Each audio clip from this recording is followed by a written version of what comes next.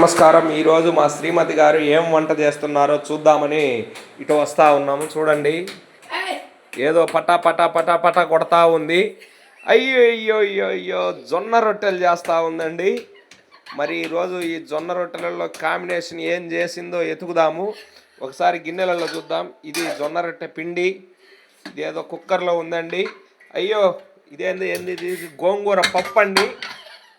అయ్యయ్యో చూడండి ఒకసారి, గోంగూర పప్పు అంట. మరి ఈరోజు టేస్ట్ ఎలా ఉంటుందో కూడా అందరం ఒకసారి తర్వాత చూద్దాము. ఇక్కడ పాలు కాగబెట్టింది, ఇక్కడ పెన్నెం కూడా పెట్టిందండి. జొన్న రొట్టెను పట పట పట పట కొడతా ఉందండి.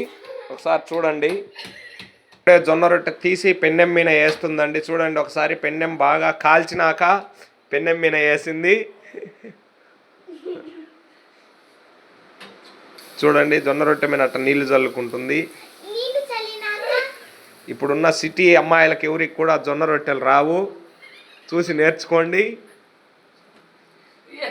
జొన్న రొట్టెని ఈ విధంగా తిప్పేసుకుంటుందండి. చూడండి, కొంచెం కాలినాక జాగ్రత్తగా.